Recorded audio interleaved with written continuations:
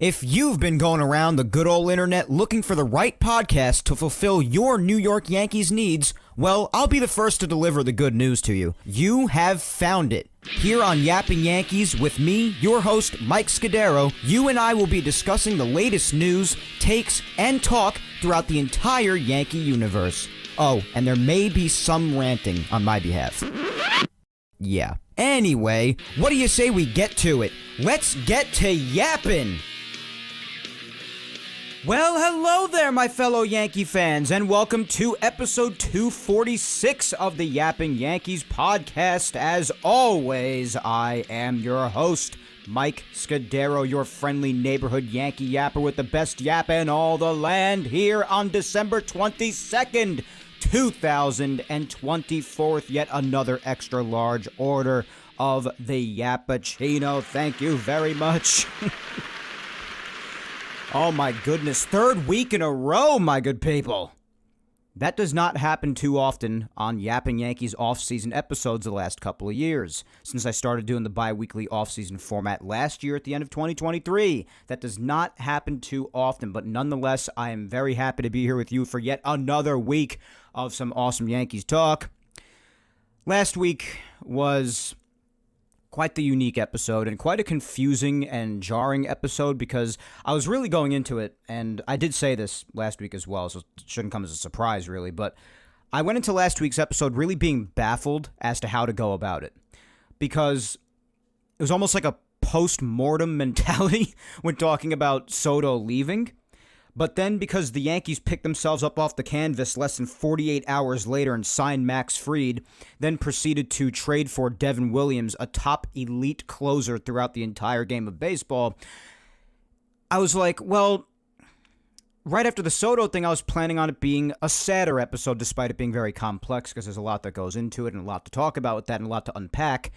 But obviously mostly sad, because regardless of how you feel about the contract or the circumstances or Soto himself, whatever the reason may be, the fact of the matter is that the Yankees lost Juan Soto, and that's a really, really tough blow to just tank, just eat like that. So, still sadness regardless of how you tend to feel about the whole situation.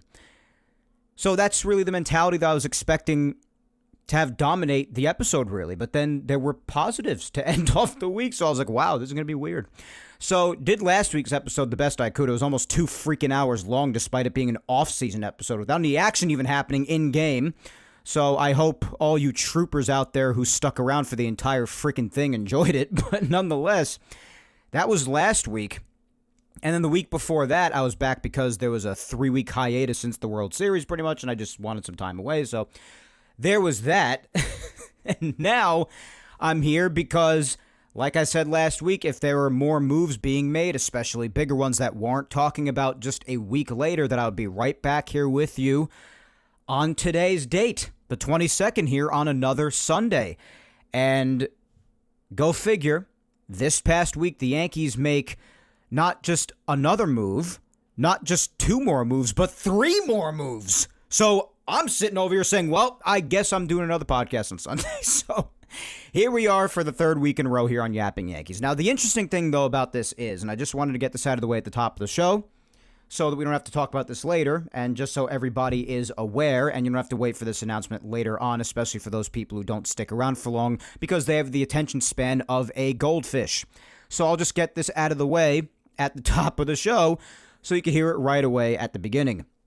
The next couple of weeks are going to be interesting because, obviously, if nothing happens this coming week, then I'm not going to be doing an episode next week. Now, this could possibly change if something major happens again this week for the Yankees. That would make me come back for another episode next Sunday on the 29th. In that case, you have not heard the last of me for 2024. But if nothing does happen until next Sunday, the 29th, this is going to be the last episode of the year 2024. So the next time you will hear from me will be in 2025.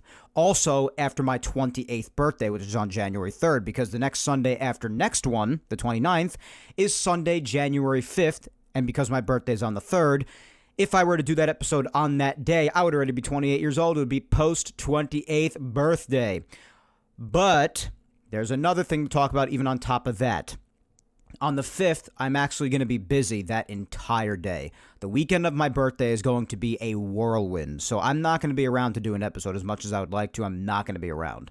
So, there is a chance I'm going to have to take the next 2 weeks off in a row.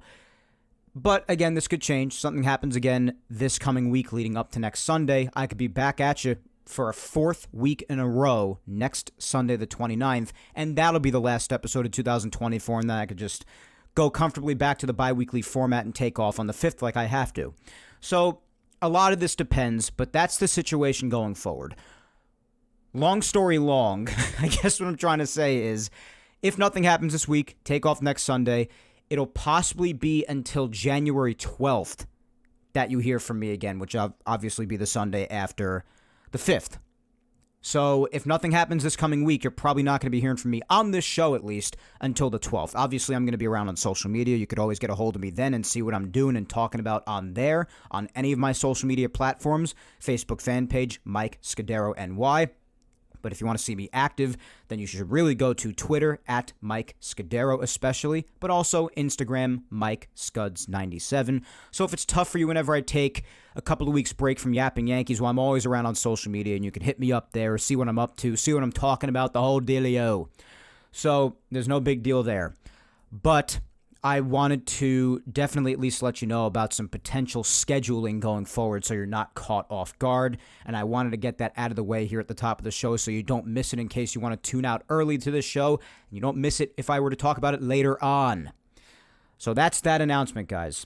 Nothing happens this coming week with the Yankees that would warrant another episode next Sunday. You're probably not going to hear another Yapping Yankees episode until January 12th after the new year. So that's that official announcement, just so you are aware going forward. But anything is possible these days, I say, because I was not sure if any move was going to be made from last Sunday up to today, but as I said before, not only did just one move happen, but 3 happen, and we're going to talk about all 3 of them in depth today, and any other Yankees news that may or may not be coming later down the line, and how I may feel about it. Now, the interesting thing about this offseason is that it's been very different than other off seasons on Yapping Yankees for me. Because usually the deal is, at least as of the last few years, a lot of the big things have not happened in free agency or the trading market. Usually they take much longer to happen. But the thing is, especially because I only come out with one episode a week, this is a weekly show most of the time. Occasionally it's bi-weekly, particularly in the off season. But since past humongous signings or trades usually take until deeper into the offseason to take place, especially pertaining to the Yankees, usually it leaves me plenty of time to prepare and talk about and anticipate all of them. But this one's been different because after the World Series, I took 3 weeks away from this show and really talking about the Yankees at just about any capacity because of my disgust towards them in general and everything that happened in the World Series. And I just wanted to step away, as you guys all know. So just for a little bit, wanted to take a breather, just recollect myself, if you will, and just get back into it. But I just took a nice 3 weeks off, and it was really good and much needed. So by the time that was done happening, we were already expecting something to happen to Juan Soto. I mean, from jump, you guys know that I was saying I'd be shocked if he was not signed by at least the time that the winter meetings started. Or at least before they ended. I expected it to happen during or before the winter meetings, and obviously it happened right as the winter meetings were just preparing to get underway. So that happened, and we only had a little bit of time to prepare for that as I had just come back from my hiatus by the time we were talking about that. And then when we had to digest the aftermath of that, I uploaded my episode 2 weeks ago on December 8th. And then 20 minutes after that, as I said last week, about 15, 20 minutes after I hit the upload button on all the platforms for the show to blast out to the entire world, barely 15, 20 minutes passed after that, and Juan Soto signed with the Mets. So then I had to wait till the following week, next Sunday, which was last week, the 15th, to basically give the recap and all of my thoughts on the entire Soto situation right up until the end result of it and everything that was culminating leading up to that. all my feelings on it. And then, on top of doing that last week, amidst what was a very emotionally confusing episode, I had to talk about two other huge moves the Yankees made not long after that in Fried and Williams that put more of a positive spin on the offseason. So I really didn't even have time to speculate on what the Yankees might do after losing Soto and whether or not I'd like it, which areas that I think they will tackle, which areas I think they might or actually end up doing, because they just happened before I could even talk about how I felt about the Soto situation.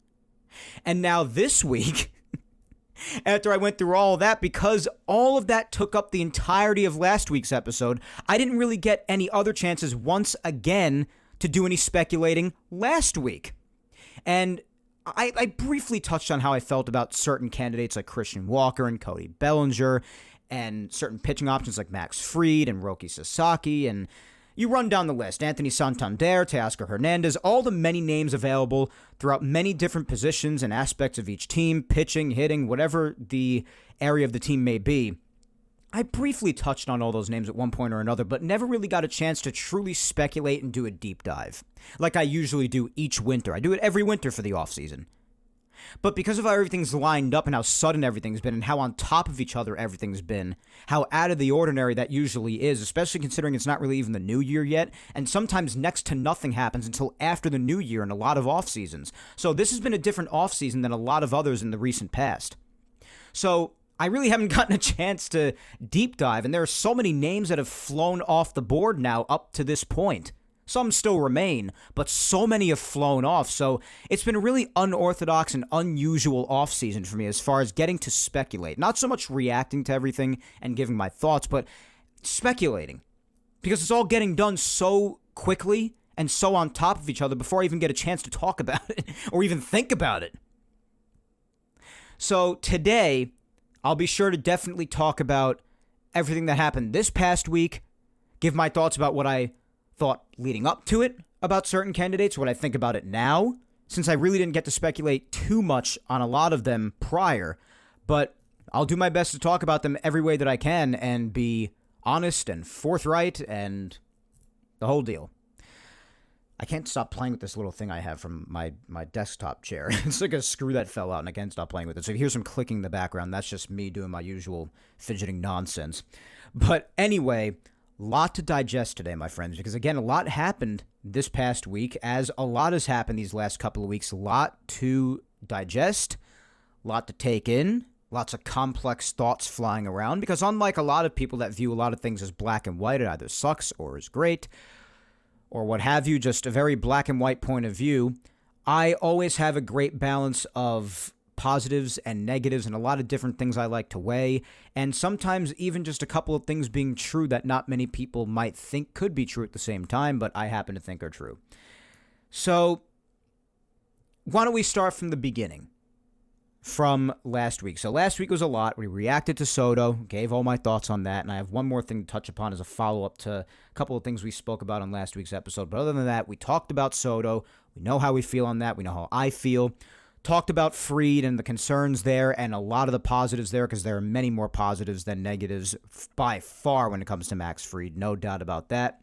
Talked about how much we loved the Williams trade and how Cashman, against what I thought he would be able to do, just managed to finagle that very nice trade and did something very similar this past week that we will be talking about today in another under-the-radar yet just brilliantly executed trade, and we'll discuss that.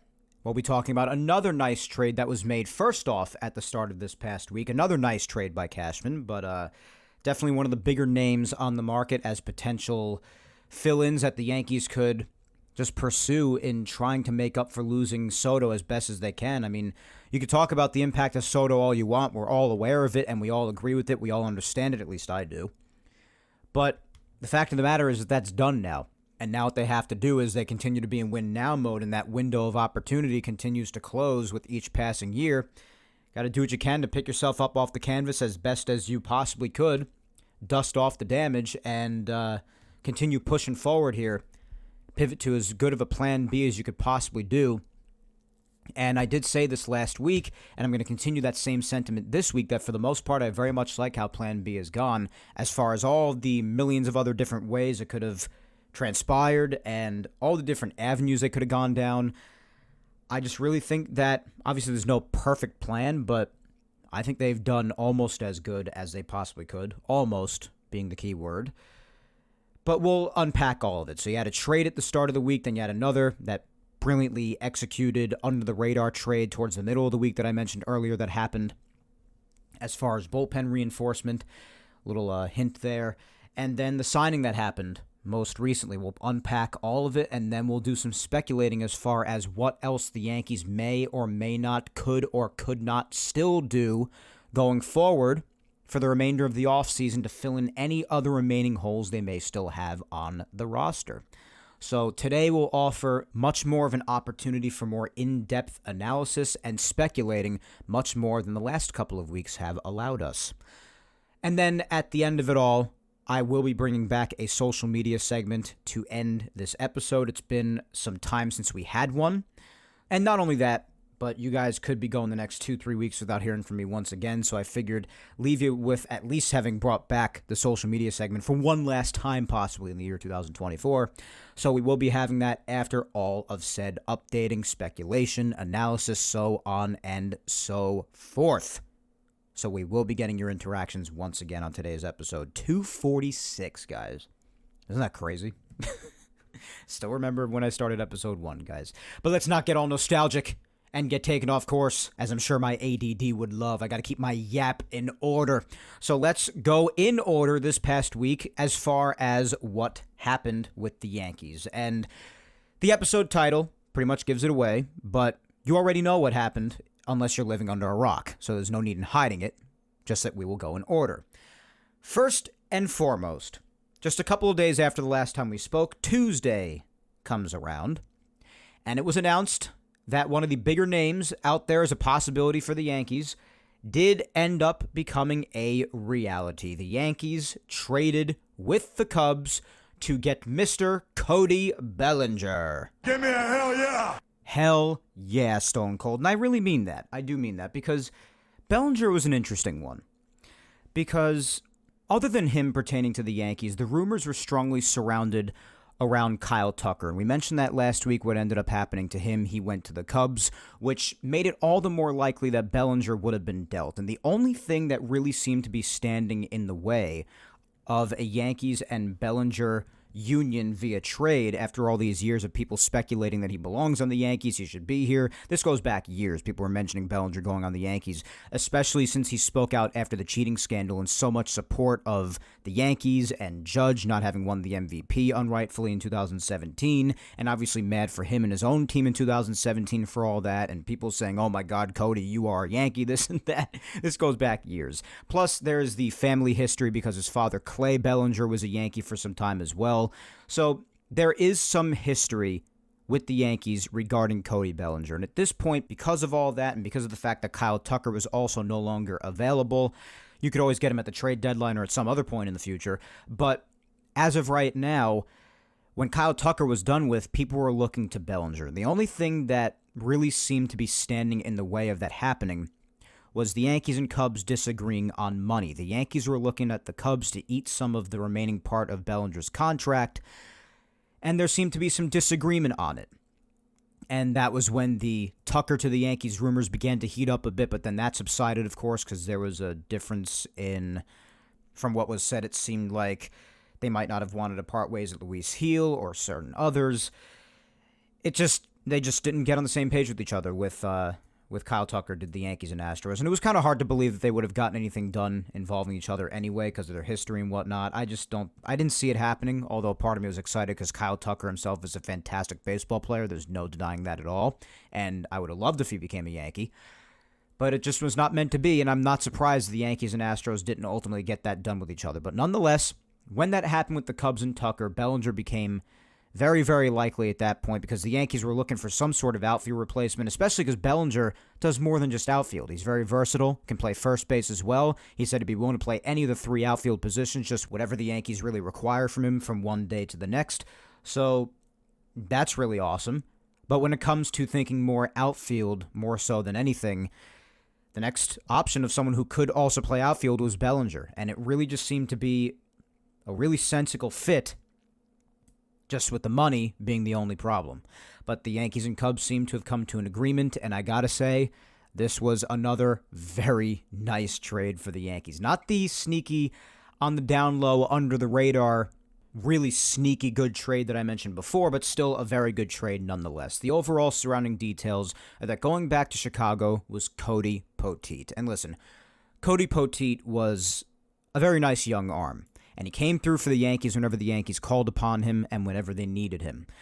He is injury prone, though. Still got a ways to go in the major leagues, and because of that, swinging him for someone like Cody Bellinger, honestly, a really, really nice, nifty trade there by Cashman. And the Yankees also got $5 million going back to them in return to help pay for Bellinger's contract. So, very nicely done by the Yankees, obviously.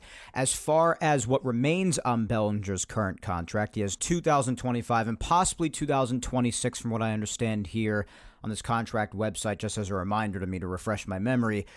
There is an option, player option on the deal, and that'll determine whether or not he comes back for 2026. If he wants to opt into that player option, then that'll mean he has 2 years remaining, if that ultimately happens. So possibly 2 years of Bellinger. Cody Poteet going back to the Cubs is a good deal.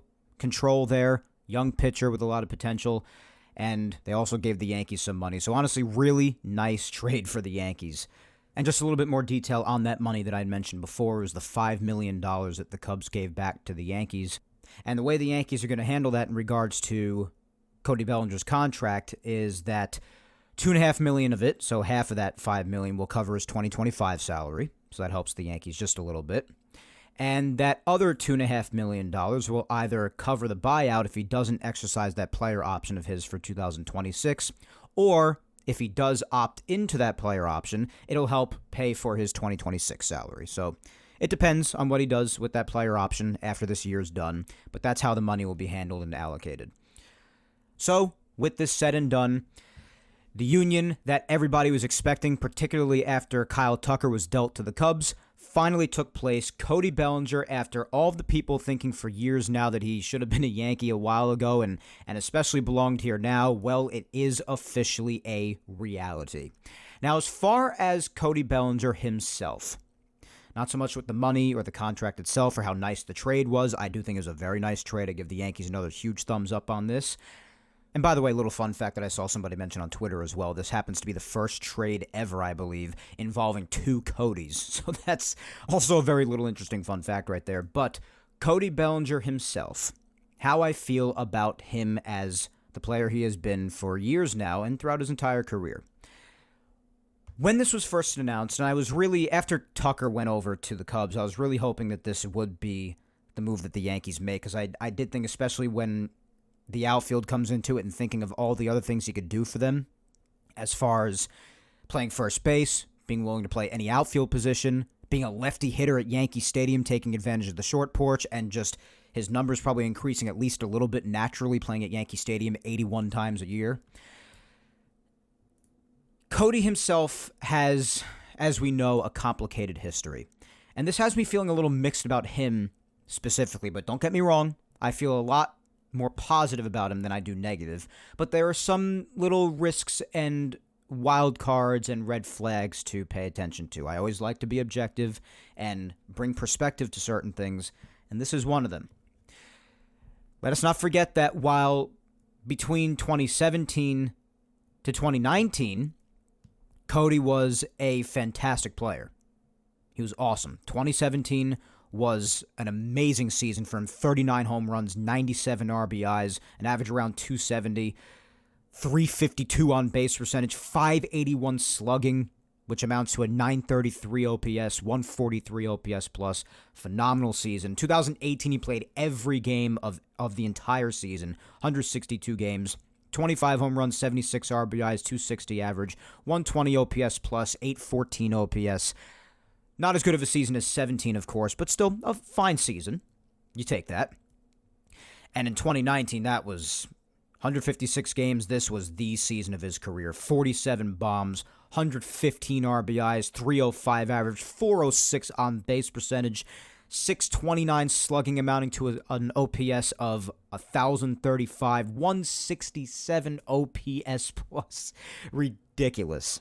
So first 3 years of his career, especially 17 and 19, definitely nice to call back to and look back on as to what the max potential of Cody Bellinger is, and that max potential is quite amazing. Unfortunately, after that, for the following 3 seasons, as great as all of that I just read out to you, in case you didn't already know it, as great as all that was, it was equally that bad.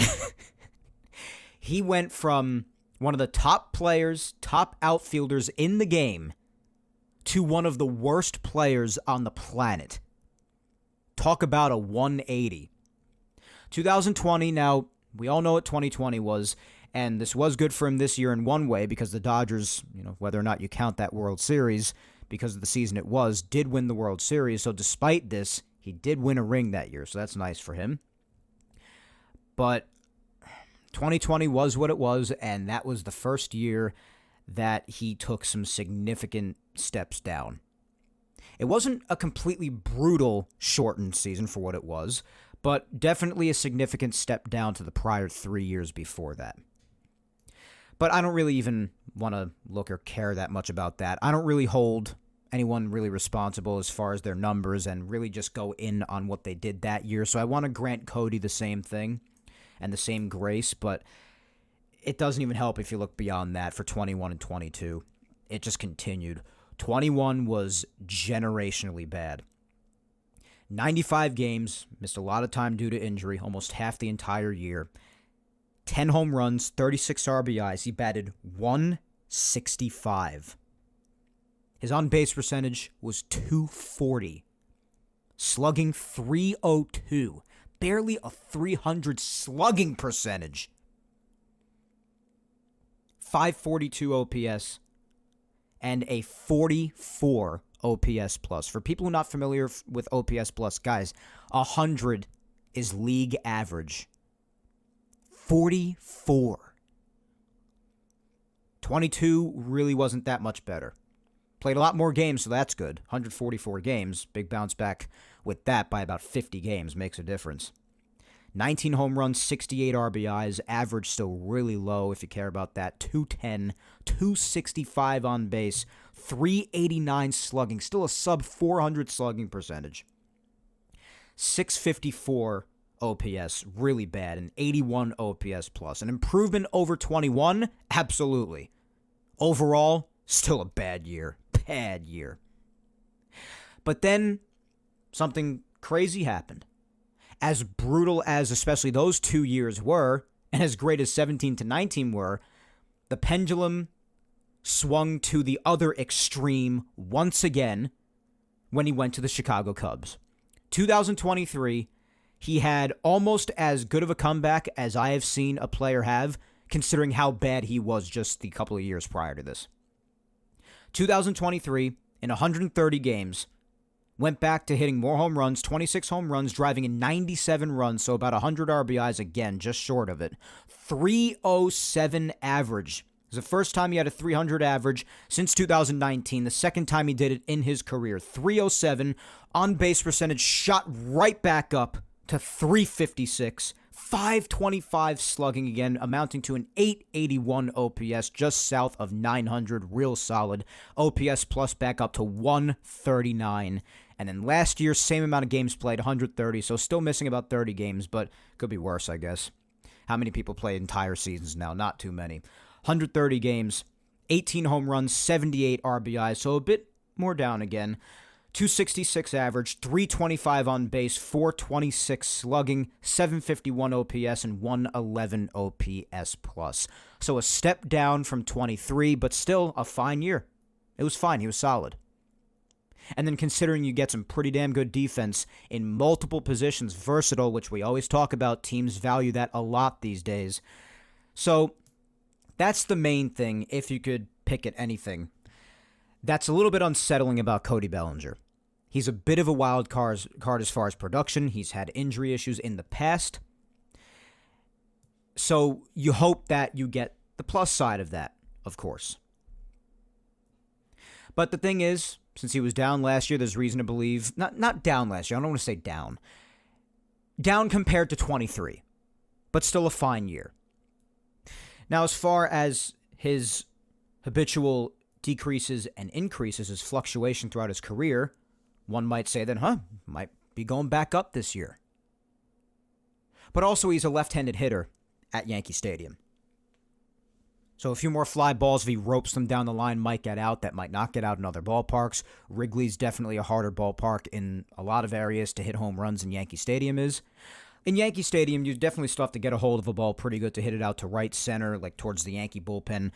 Dead center certainly got to get hold of, and left center is really deep as well.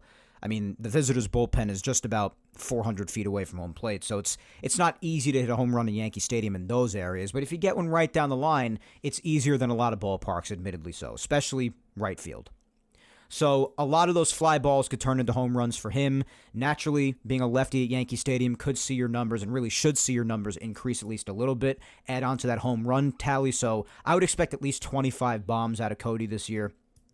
And listen, if he's giving me an average of about 270, on-base percentage in the mid to high 300s, which is possible for him, he's done it a number of times in his career, that's all good, man. And considering the fact that he's being willing to play just about any outfield position, probably see him in center field more often than anything. Judge can slide back over to right field as we discussed, and Soto's no longer here, which is his primary position, so it's all good.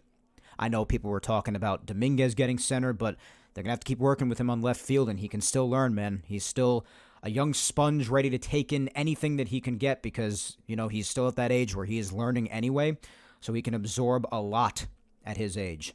So center field or left field, whatever, Cody said he's willing to play any of them, but expect him in center more so than anything, and if they need him to, he could even play first on any given day if they need him to. So that versatility is a big plus. The positive attitude that he has coming here is also a huge deal to me because he has expressed so much excitement about being here. And that just does a lot for people sometimes. Really gets them in a good mental space, and we know how much of baseball is mental. So that's a big deal to me. He's very excited to be here, and call me crazy, but I think that's going to yield a lot of positive results personally. So I, for one, despite Cody's checkered past as a player, with his performances really fluctuating throughout his career, I am very excited to have him here. And especially with Tucker being off the market, I definitely think this was the next best thing to do. I really think the trade itself was another thumbs up from me for Cashman. I've been saying it throughout the week and throughout the last couple of weeks. I think he has pivoted almost as good as you possibly could after losing someone of the caliber of Juan Soto. And this was another example of that. So after deep diving and analyzing Cody's past and mentioning factors and aspects about him now that could contribute to his future, which I think will be a positive one here, I think this is all good. I love the Bellinger trade. I'm glad he's here. I definitely think the family history couldn't hurt either. I'm very happy he's here. I like the versatility he provides. I like the fact that the Yankees got another lefty at Yankee Stadium. That's always helpful, and considering they lost Juan Soto, who's also a lefty, it was also important to get another bigger lefty bat back into the lineup. Bellinger could be that, or at least one of them, depending on what else they may do going forward here. And I think everything combined, when all's said and done, all good here. I completely approve the Bellinger trade. I love the move, and I think it's going to work out really well. And I'm excited to see him in pinstripes because, especially when he was speaking out during the cheating scandal and all of that, and seeing how great he was the first 3 years of his career and then his bounce back in 2023, and seeing how chill of a guy he's always been and how excited he is here now, I just always thought that Bellinger would be a good fit here. We've thrown the idea around a couple of times in the past on Yapping Yankees. That was a long time ago, though. Done it a couple of times throughout history, though, and on my social medias as well. And obviously because his father was a Yankee, too, there was that. And just thinking that he looks good in pinstripes, which I've seen some, edited photos and whatnot, because they always do that after a player's acquired. But again, who really doesn't look good in the Yankee pinstripes? My brother and I were actually just having that discussion, too, a little while back. We were talking about who looks good in what uniforms, and we really struggle to find just about any Yankees candidate who look bad in pinstripes, in the Yankee pinstripes at least. Because they're not the only organization that does pinstripes, of course. The very organization that Cody just came from does pinstripes as well, the Cubs, for their home unis. But we just couldn't think of anybody who looked bad in pinstripes. But there are people who look better in pinstripes than others do, nonetheless. And Cody is one of the ones that I think is going to look really clean in them. So I'm just excited for him to be here. I really am. So that's move number one, and all the circumstances surrounding it. And I would have been shocked if it didn't get done, especially after everything with Kyle Tucker was put to bed. I was really expecting Bellinger to happen, and I'm glad it got done. So now that that was finished, and again, Bellinger could provide some help at first base too. Yeah, we already talked about that. But this was mainly for the outfield, I think it's safe to say. And there was speculation that he was told that he's going to play center field. Those rumors were put to rest because it's just another example of reporters being clowns, I guess, because when Bellinger and Boone all spoke to the media, they all said that that just was not true, and Bellinger really did say that he'll play wherever the Yankees need him to play on any given day, which is always what you love to hear. Whether you're within that organization or as a fan, you just love to hear that. So they debunked that, along with another major thing being debunked, and this is the last little side note regarding the whole Soto thing. I figured while we're on the subject of debunking hack reporters, we might as well just say this. This is what I alluded to earlier, the last little tidbit of the Soto thing. But speaking of debunking reporters, a little side note, another thing that was debunked was that pretty much all that stuff about the Yankees organization having those incidents with Juan Soto's family with that security guard and the suite crap. Now, the suite stuff, whatever, but I did even say last week, and you could go back and listen to the show, the episode, if you don't believe me, but I even said last week when we were talking about all the Soto stuff that I'd be really surprised if this stuff was true, and even if it was, I don't know really how much water it holds, but I was like, it's probably crap anyway, especially the whole security guard thing. And what do you know? I was completely correct. It really wasn't that hard to predict. A lot of people found it really fishy and weird too, but turns out all the crap about the Yankees mistreating Soto's family was just that. Crap. Soto himself denied all those claims. He said that the Yankees organization was a top-tier 1A organization with how they treated him and his family. So shocker, shocker, all that stuff was just completely false. So once again, we have another example of Boras just making up a bunch of crap to feed to the media, whether it be to save face for his client or just to lessen intensity for the situation, whatever. Just to provide some more details to why his client may or may not have made a certain decision when it's not true at all. We've seen Boras do these sort of tactics in the media in the past. It's not the first time. It certainly will not be the last. But it's just funny how this sort of thing could be spit out to the media, and then Soto himself at the epicenter of it all just comes out and denies it all, exposes it completely.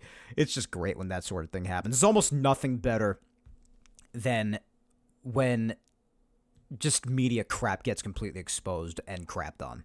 There's almost nothing better. Someone claims up and down that that's the truth, and will put out all kinds of details on it to make you believe it, and then it just turns out it's not even true.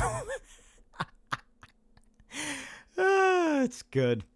So, Boris's reputation of being complete scum lingers on, I guess, as does his media lackey, John Heyman, for being the hack that he continues to be. Just gives me more and more reason to not really blame Keith McPherson on the Fan all that much for insinuating certain things during his John Heyman interview, where Heyman, 63-year-old supposed fully grown and sophisticated adult, having a full-on meltdown, crash out on live radio on the scales of an infant having his binky taken away from him. But that's why I really can't blame Keith all that much, because then something like this comes out where Heyman claims it's true because he and Boras are buddies, so then Heyman's always the one to shoot out Boris's nonsense to the public, and then Soto comes out and denies all of it, exposing Boras for the scum he is and Heyman for the hack that he continues to be. So, just great stuff there. More denial of a bunch of nonsense. So, on the subject of that, debunking controversial reports in the media, just another little thing I wanted to throw in there as a little tidbit today. But nonetheless, not to get too far distracted and put off track, nonetheless, that came out, Bellinger trade happened, all is well. So, with Bellinger helping the Yankees to figure things out mainly in the outfield upon this trade happening, the attention really pivoted to the infield now. We've mentioned the infield a little bit with the Yankees because on top of having to get some sort of solid replacement in the outfield, which the Yankees accomplished primarily with the acquisition of Cody Bellinger, we've talked about the Yankees roster and how much half the lineup or more just about is flipping for 2025 and how much of the team is going to be fresh and new faces. A lot of that is because of the infield, particularly the right side of it. We know Rizzo's not coming back. We know Gleyber's not coming back. We've been over this. There are a number of things that could happen here. We know that Volpe's going to be manning shortstop. That's just about the only certainty in the infield, at least before the first base signing they made just a day or two ago. But, yeah, Volpe manning short. Before the signing yesterday, you had no first baseman. Gleyber's not coming back, so second base is up for grabs. And then third base is a little weird because Jazz played there to finish off 2024, and he could stay there at third base, or they could shift him back to second, which is where he's primarily played throughout his career. It's his primary position like we've spoken about. And then they could go out and look for an external option for third base.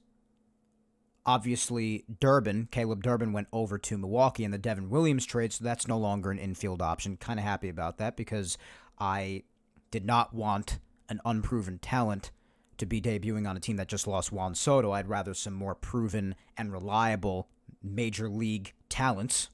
So he wasn't an option to possibly man second. So depending on what they do at Jazz, the rest of the infield is kind of a question mark. So that's where the attention pivoted, and there were a number of names out there. Now, Cody can man first some days, and he probably will. You'll see him out there, but he'll predominantly definitely be in the outfield. But they needed a consistent first baseman, and they need to figure out what to do at Jazz, which will then lead to them deciding what to do on second or third base. This made first base the priority that everyone honed in on. Same thing with myself. Number of options for this. A lot of people were talking about Christian Walker. A lot of people were talking about Pete Alonso, who is still available, and I expected, as much as an enticing option I think Pete is, and I definitely wouldn't have minded him being a Yankee. I've said that for weeks now, and I stick by that even after what happened yesterday with the Yankees, which basically says they're out of the first base market, but nonetheless, I still feel that way. But ultimately, I think we all have a strong feeling deep within that he's going back to the Mets. I don't know what the Mets are doing, wasting their time and risking otherwise. I still think he'll go back there, but I don't know. I just find it hard to imagine him being anywhere else, especially now with the Yankees and a couple of other teams basically bowing out of the Pete Alonso sweepstakes after signing other people. But you had people like Christian Walker, Pete Alonso.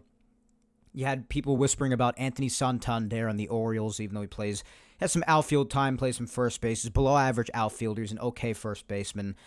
And everything that goes into Anthony Santander, low average hitter, a lot of power, could definitely translate well to Yankee Stadium being a lefty power hitter.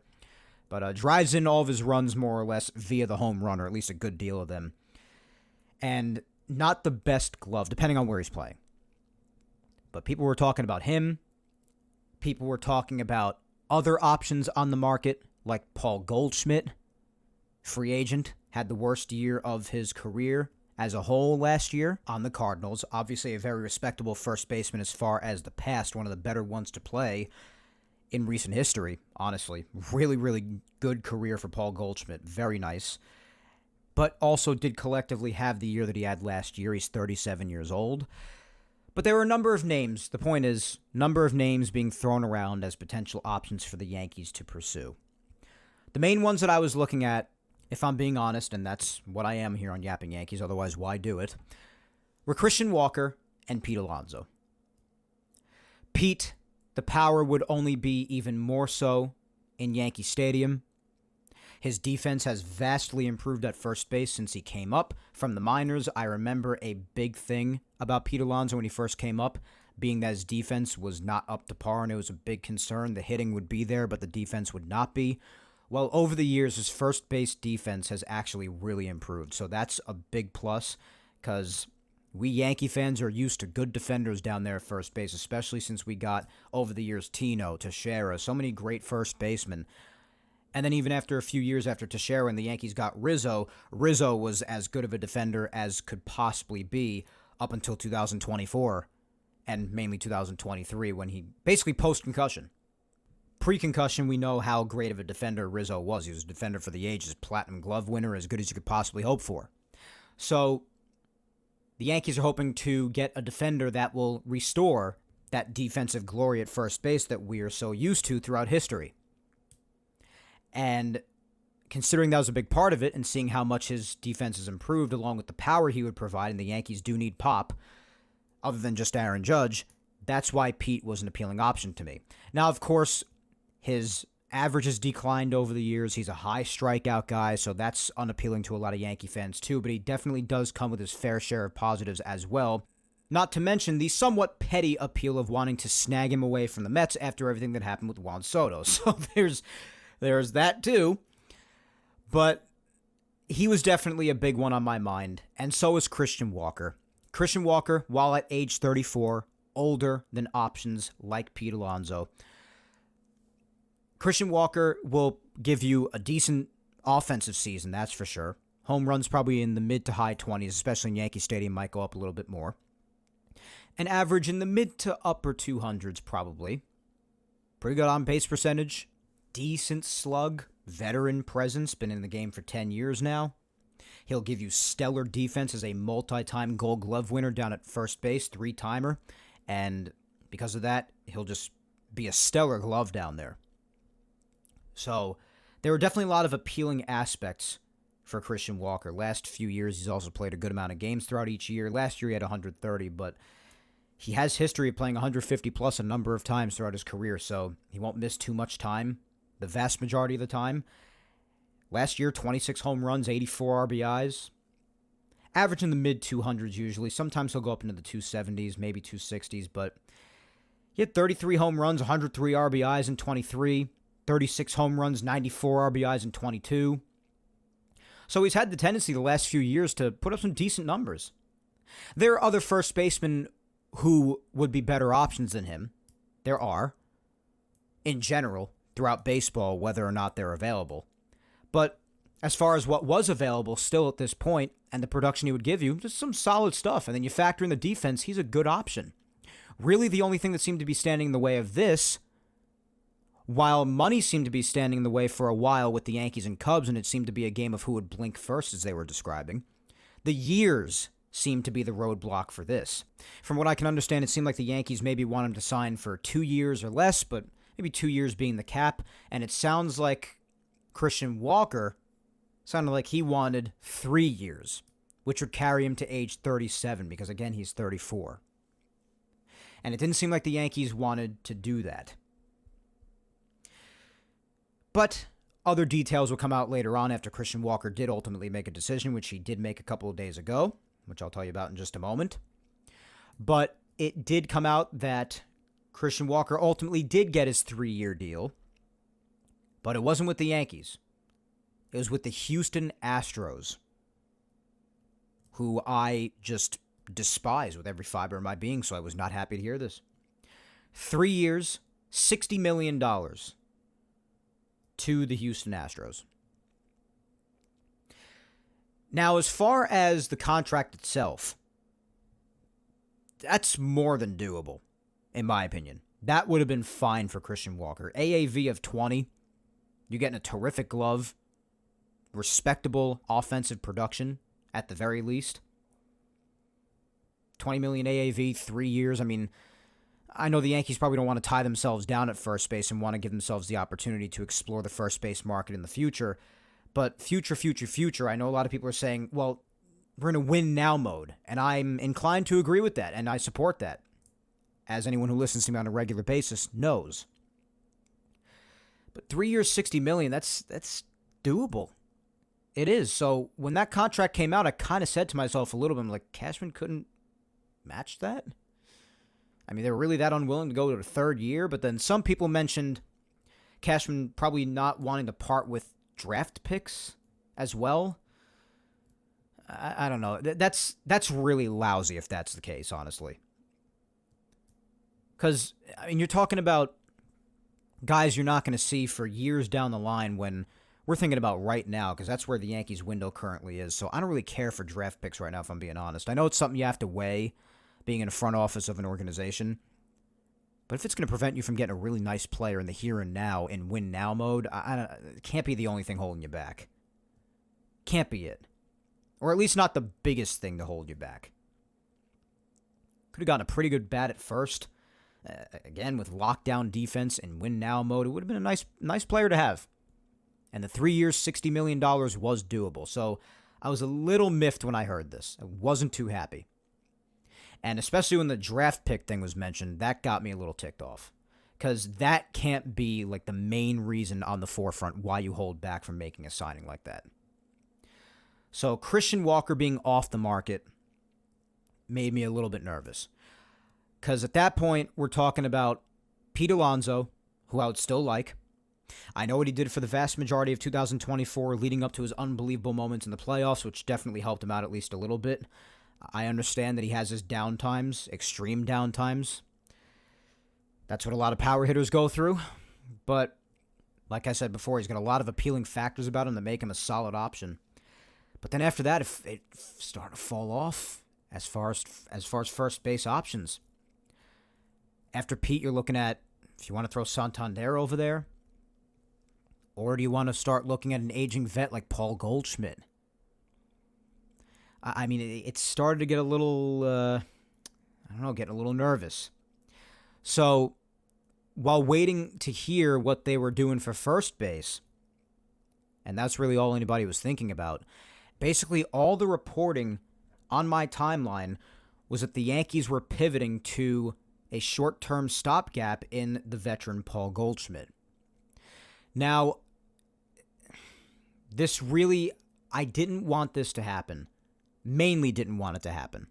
Some appealing aspects, of course, the past, what he was, and even what he most recently was to end 2024. The fact that he was still MVP caliber just a couple of years ago.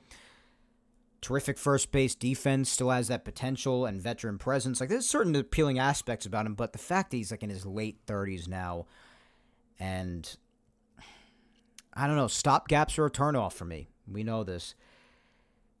I wasn't thrilled to hear it, but it was picking up steam every single day.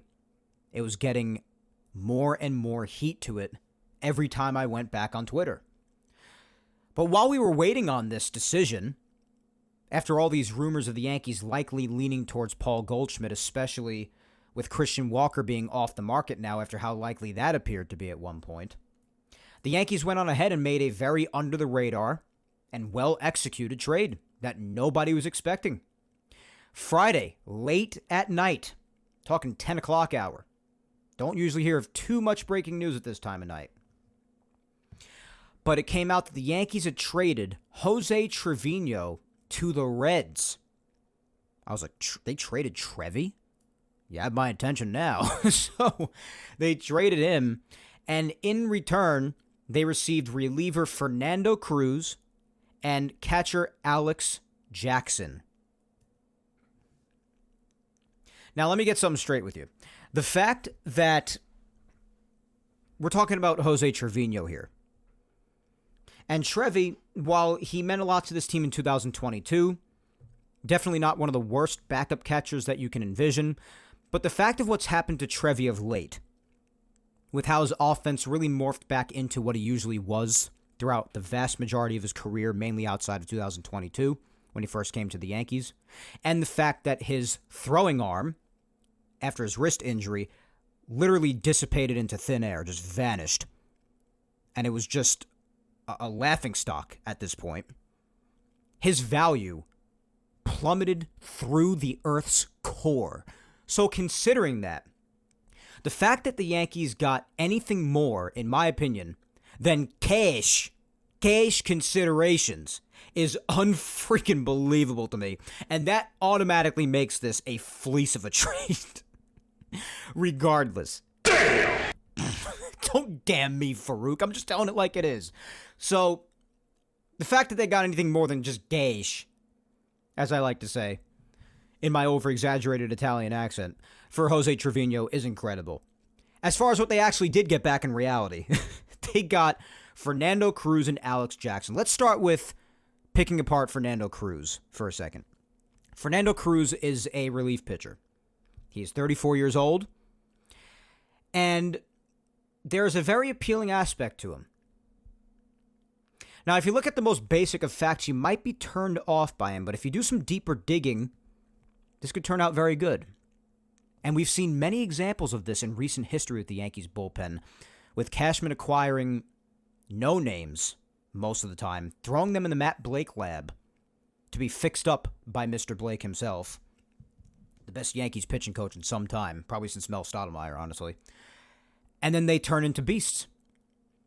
And this is the exact kind of candidate that this has happened with. So that has me excited. Now, again, if you look at the most basic stats, ERA, even walks, might have you a little worried. 14 games in 2022, he had a 1.23 ERA. Very good in those few appearances. He even started a couple of those games. And he has had a couple of starts the last couple of years. But primarily a reliever, though. 2023, he had a 4.91 ERA in 58 games. And in 69 games this past year, his ERA was 4.86. So that's high. 66 and 2/3 innings pitched last year. In 23, he had 66 innings pitched. So about the same, minus 2 outs. So in 66 and 2/3, he walked 35 people last year. It's a high walk ratio. So he gives up a lot of walks, and that puts him into trouble. That's the picture that paints. But now listen to this. Here's where it gets interesting. Only 54 hits in 66 and 2/3. So giving up less than a hit per inning. I mean, a lot of those are going to the walks as far as whip is concerned. If the whip is high, then that's because of the walks primarily. But 66 and 2/3. He may have the 54 hits and 35 walks. The walks is what concerns, if anything. But in that amount of innings, he had 109 strikeouts. High walks, a lot of strikeouts. Sound familiar to recent past Yankee bullpen candidates who were fixed very nicely? Certainly does to me. And this could be yet another. He has a fastball in the mid-90s, which is always a nice weapon to have. Got to have a nice heater to go to. But the main pitch that everyone talks about that I noticed immediately upon watching his highlights was the fact that he has a devastating splitter. And that's certainly where a chunk of those strikeouts come from. So that is what I'm very excited to see. I'm very excited for the high strikeout stuff. We know that that's an aspect of pitching that the Yankee bullpen was missing throughout a large chunk of last year was strikeout stuff. This provides them with another option for strikeout stuff for sure. And being put in the Matt Blake lab and getting those walks under control, straightening out that fastball and just making that splitter even more of a deadly weapon than it already is, this guy has the potential, and he has the experience to help out with it, to be a real dominant piece in that Yankee bullpen. Right in the middle of the pack there. So a really unexpected bullpen bolstering move by Cashman. And I respect the hell out of it. And again, getting that back for just Jose Trevino, that's it. I take it any day of the week. Because the bullpen was one of the points of the team that the Yankees could have afforded to bolster up a little bit. They could have afforded to bolster up all three aspects of it. Offense especially, but also starting pitching a little bit, and the bullpen. And this helps out the bullpen for sure. I think this could turn out to be a very good acquisition. So I'm excited to see what Cruz does here. I'm excited to see how Matt Blake fixes up those little kinks he has to iron out to finish putting together the pieces of a brilliant Fernando Cruz puzzle. Looking very forward to that once he's done being worked on in the Matt Blake lab. So they did that, and they acquired Alex Jackson. Now, Alex Jackson isn't nearly as interesting a piece as Fernando Cruz, but he does offer another backup catcher option potentially. I know a lot of people were also expecting J.C. Escarra to get his shot at age 29 now after having experience in AAA and putting up some pretty good numbers. But Alex Jackson does serve as another potential option for backup catcher. If you look at his offensive numbers, you will be cringing out of your skin because last year, for instance, he hit 122 with just a couple of home runs, not many runs driven in. So you're not going to get the offense out of him all that much unless you just get completely surprised and he just meshes really well with the Yankees, gets a hold of some good pitches, takes advantage of right field even though he's right-handed hitter. I mean, who knows? Anything could happen. I mean, Trevino was never an offensive weapon, and then in 2022 he did what he did. So you never know. Of course, he came back down to earth with that, but you get my point. You're not going to really get much offense out of Alex Jackson more often than not. That's the point.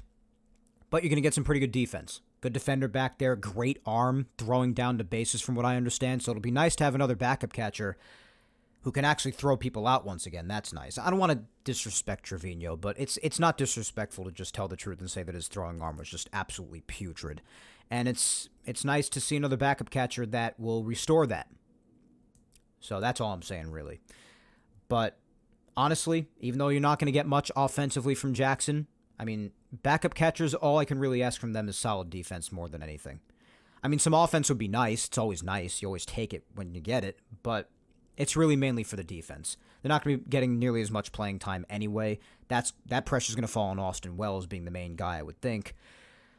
But a nice package, and really nice, and again, the word I'm going to use again is nifty. Really nifty, under the radar, well-executed trade by Brian Cashman here. Just really unexpected, but bolstering up a point of the team that needed a little bit of help, and this is another under-the-radar move that accomplishes that. And an expertly done trade. He really does know how to finagle moves for the bullpen, just like he did with the Devin Williams trade, man. This is what I compared with that. Now, there's nobody on the scale of Devin Williams in this trade, but the principle of bullpen dealing is the same. You get my point. The bullpen maneuvering that Cashman has done has been very slick. I love it. So this was awesome to see, and I do think this changes the approach possibly for the bullpen going forward a little bit. I don't know if this is 100% accurate, just my speculation and my opinion. But I do know the Yankees have also been talking to Tommy Kahnle for some time now. Now, Fernando Cruz is another right-handed option in that bullpen. The Yankees still don't have a lefty out there, which is why, as I said last week, I'm continuing to prioritize bringing Tim Hill back after what he accomplished with this team since they got him last year, and especially throughout October. I would like to see Tim Hill back in that bullpen, and I prioritize him, especially now more so than anything, as long as they need a lefty out there. I think he's a really good option to have out there, a submarine lefty, and just the lefty weapon that he is. Lefty specialist, even though it can't really be the lefty specialist of back then when you could just switch pitchers after just one batter. But nonetheless, Tim Hill provided what he did for the Yankees in that bullpen. I think they need to get him back. But as far as getting another righty, they've been talking to Tommy Kahnle for some time because Tommy loves to be here, and the Yankees, I'm sure, want him back. But I'm not sure if getting Cruz and getting another righty for that bullpen to help out the middle of the pack there, I'm not sure if this affects their bringing Tommy back. It might not. I personally think it lessens Tommy's chances of coming back, but I could be entirely incorrect, and I'm not completely certain about that. I definitely do think the Yankees, whether or not they get Kahnle back, though, and I'd like to see him back, they definitely still have to get Tim Hill back. If they do that, then I'll be feeling pretty freaking solid with the Yankees bullpen heading into 2025. And I'm feeling real good about the rotation. We've spoken about those two aspects at this point, where they are at roster-wise. I'm totally fine with those two. As long as you get Tim Hill back, then you can do what you want with Tommy Kahnle, although I prefer him back. I do think there are a couple of arms out there in the Yankee bullpen that do not deserve a spot over Tommy Kahnle. I think Kahnle deserves a spot over them.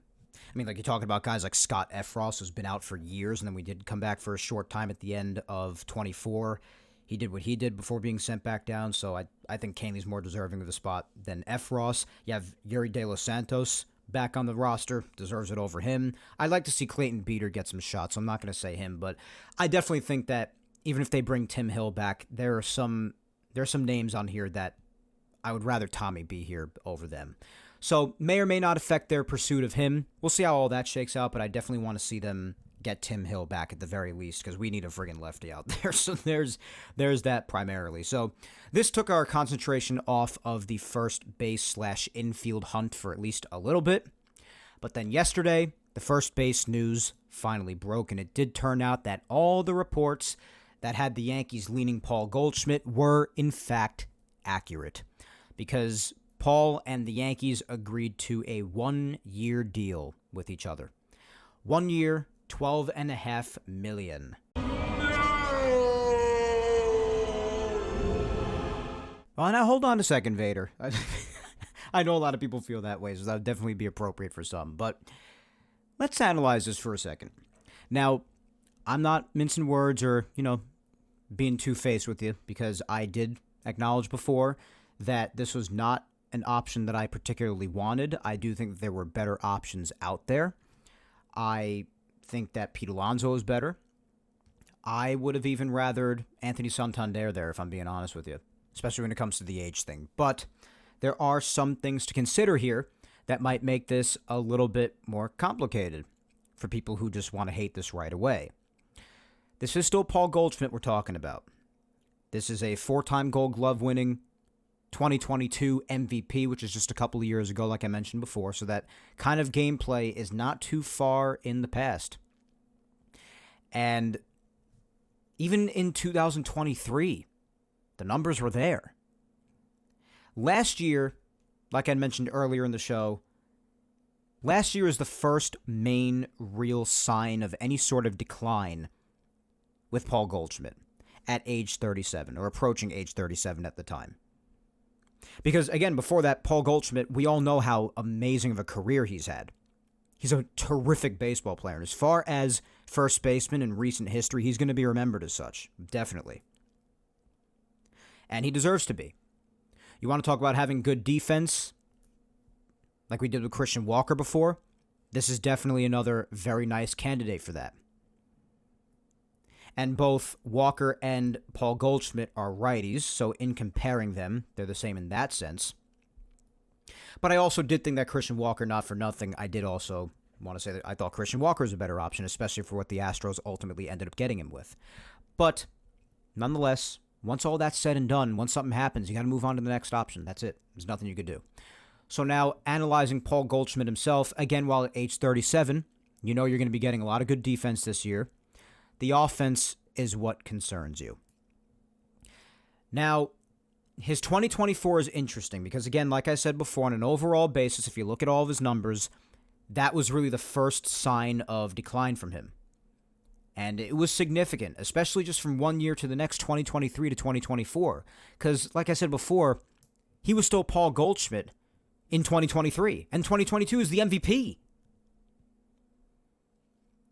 So, in 24, you saw 22 home runs, 65 RBIs, but the average, which was always very good throughout his career, really no lower than like 285 ever, except for like 2019, I think. And 2023, that's really it. Any other time, he was a higher average hitter with really good on-base percentages, solid slugging, and he's had a couple of years with 950-plus OPSs, even one with over 1,000 back in 2015. You're talking about a very respectable player here. One of the great career first basemen of the last couple of decades, honestly. He's been really, really good. But 2024, 22 bombs, 65 RBIs, 245 average, which is a huge dip for him. Now, this is the staggering thing for me. And these are all the negatives we're getting out right now. On-base percentage for Goldschmidt has always been really good for him throughout his career. Always been very good. Since his first real legitimate season in 2012, he never had a season where it was below a 350 on-base percentage, except for 2019 when it was 346. Every single other year it has been decently over 350. Last year it was 302. That's a drop. And his slugging was just 414, OPS of 716, and an OPS plus of 98. It's the first time of his entire career that stat was below league average. So he took a hit last year, overall. And I say overall because if you piece apart the season, now this is the interesting part, a lot of that bad can be attributed to the first half of his year. It was really bad. The second half of 2024, despite him creeping towards age 37 at the time, he turned 37 in September, he hit over 330 in the second half of the year. So the second half of 2024 featured the Paul Goldschmidt we all know and highly respect. And that's how his season ended. That's the interesting part and what you obviously hope to see in 2025. Now, a lot of people think that sounds very familiar, unfortunately, to recent history when people were talking similarly about other names such as Josh Donaldson, another aging veteran who had a very good past, and merely the year before he came to the Yankees, when he was on the Twins, was still a very good season, and then he came here and it's where his career died. So people don't want to hear, oh, hopefully that's the version you get of them, an aging star and a stopgap for this or this, especially in win now mode. That's not what people want to hear, and I get that. I agree to a certain level. I definitely do. But the fact of the matter is, while those negatives should definitely be taken into account as they are valid and factual, it is still Paul Goldschmidt. You're getting that veteran presence that you're losing not getting Rizzo back. You're getting that veteran presence back for first base. He and Judge are good friends, and he's certain to mesh well on this team with his personality. So that's a positive, and that does have meaning on ball clubs, whether or not people want to hear that. You're getting the good defense, and if you get, and I know it's an if, I know, but that second half of 2024 is still encouraging, and he is going to be a year older in 2025. But if you get that aspect of him, even 3/4 or half of that, you're talking about some solid production at first base, once again. And it has been torture since post-concussion Rizzo. As much as I love the guy and as much as I have sung his praises throughout the years in the past, right up until his concussion, and I still gave him any and all benefits of the doubt because of how I felt about him as a person and as a player of the past. But it was torture with him. So he has not set the bar very high. And maybe that has people thinking that people who are okay with this Goldschmidt signing are people coping with that, copium. Trying to talk themselves out of the fact that, in their opinion, this is a brutal get and there were better options. I, too, agree that there were better options than Paul Goldschmidt. I agree with that. But this is the hand we were dealt, and I also think it could have been worse. I do. I think it could have been worse. And you might not even see Paul Goldschmidt out there every day. He could be platooning sometimes with Ben Rice. Ben Rice is still a factor here that people shouldn't forget about. And I know that after the surge that he had when he first came up last year, how strongly he died out too, leading to the historical lack of production at first base that we saw at that position in 2024 for the Yankees, unfortunately. Again, also leading to the bar not being set very high at all. As a matter of fact, being set about as low as the Earth's core for first base production for the Yankees, which again might have people talking themselves into the fact that this is a better deal than it might be. I don't think this is the worst possible scenario. There were definitely better. But I'm trying to separate it from how low of a bar Rizzo and Rice collectively set for 2024. But I'm also balancing the good and the bad. The age is bad. The year overall last year was bad. But merely being an MVP a couple of years ago, having great overall seasons constantly up until just last year, but even in last year, having the second half that he had, even heading towards age 37, providing the defense that he does, possibly having the offensive numbers boosted maybe at least a tiny bit by Yankee Stadium, granted the fact that he's a right-handed hitter. But he also had solid numbers against left-handed pitching when he was performing better in the second half last year. Maybe that's where the platooning comes into play a little bit with Ben Rice. Maybe Ben Rice sees more righties. Maybe Goldschmidt sees a bit more lefties. Goldschmidt, I think, should definitely get a lot more of the playing time because he's the more experienced one. This is just a one-year deal, stopgap, if you will, for potential future options at the position. And that's another positive about it just being a one-year deal, the fact that that provides flexibility for the future. Again, not a topic that everybody's particularly interested in because of the current win-now mode, and that's valid too. That's what makes this complicated. Again, what I always say, this isn't black and white. Almost nothing ever is in life. It's gray. You can weigh certain things and come out with your ultimate opinion. That's what you should do. But while there are definitely negatives and positives to balance here, I'm not thrilled with this because there were better options, but there were worse options. And the potential upside for this is possibly very exciting. Because, I mean, it's Paul freaking Goldschmidt at the end of the day. Even if it's its older version, it's still Paul Goldschmidt. And who knows, especially on days when they see lefties, similarly actually to another guy I mentioned before, Alex Jackson, when talking about how putrid he is offensively.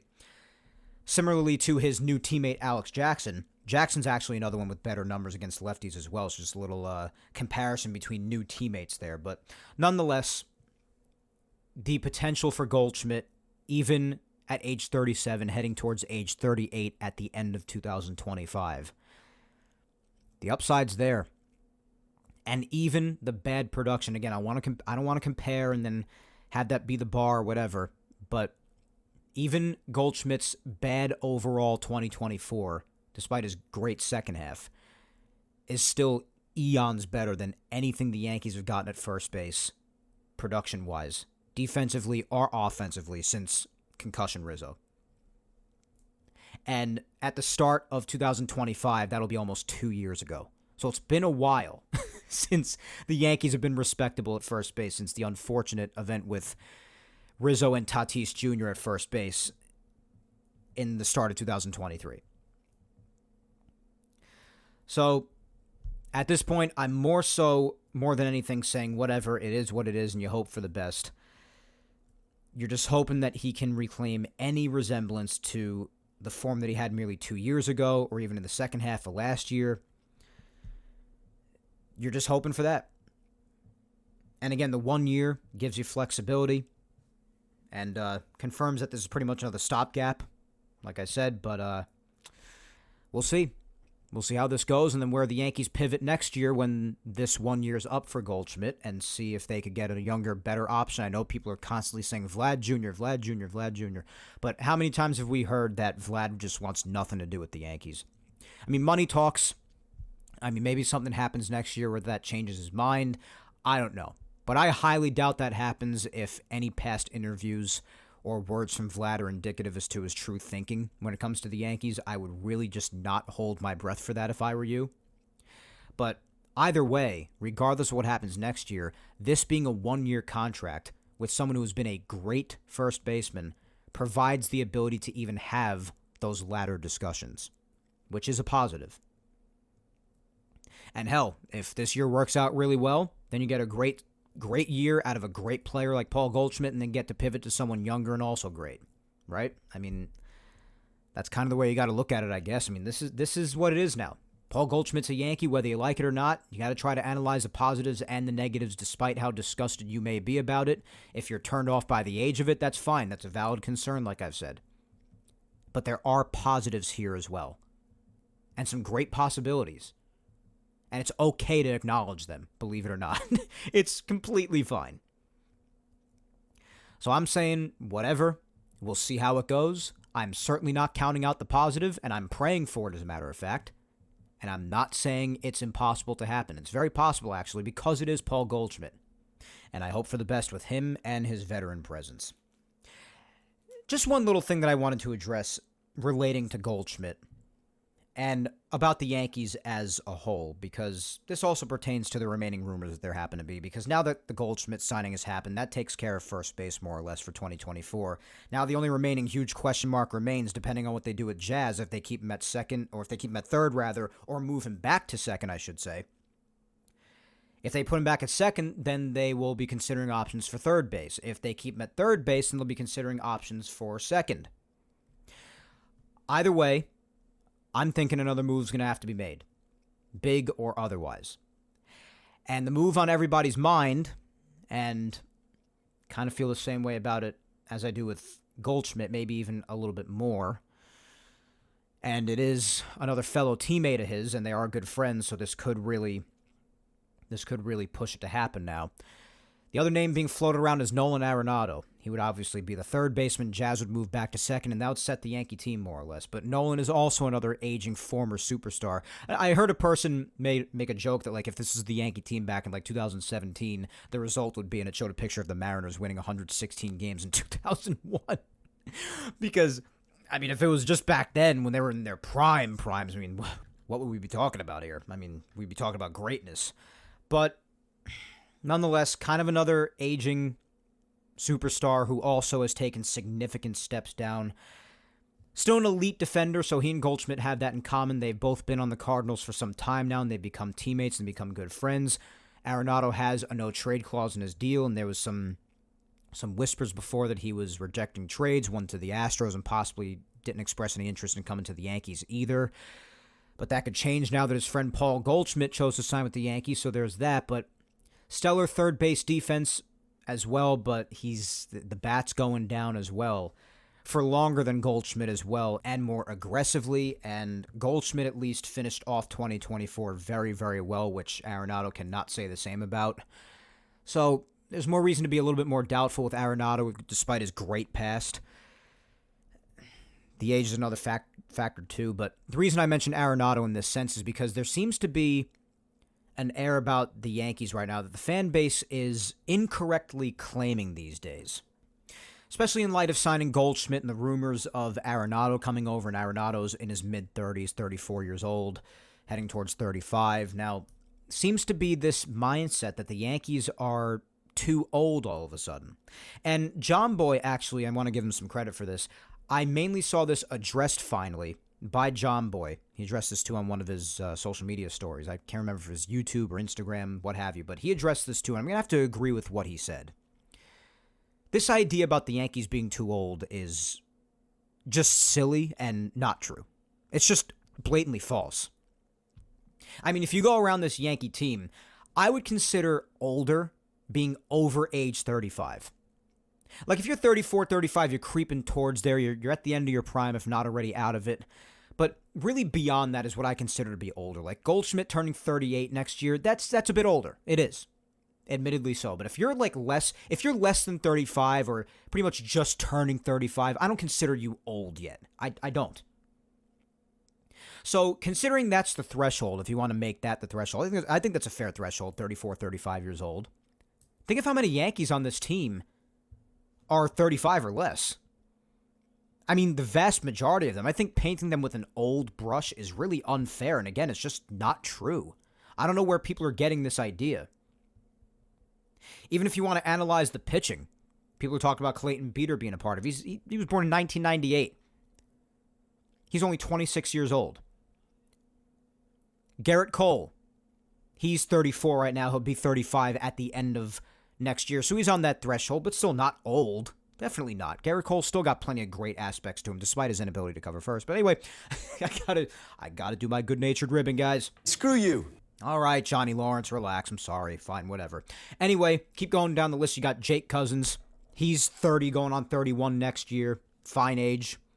Fernando Cruz, he's 34. He'll be 35 next year, but right in that threshold, that's fine. He's a bullpen guy anyway. Those guys can go for a little bit longer. That's totally cool with me. If you want to talk about De Los Santos, if he means anything to you, he was born in 1997. He just turned 27, so he's young.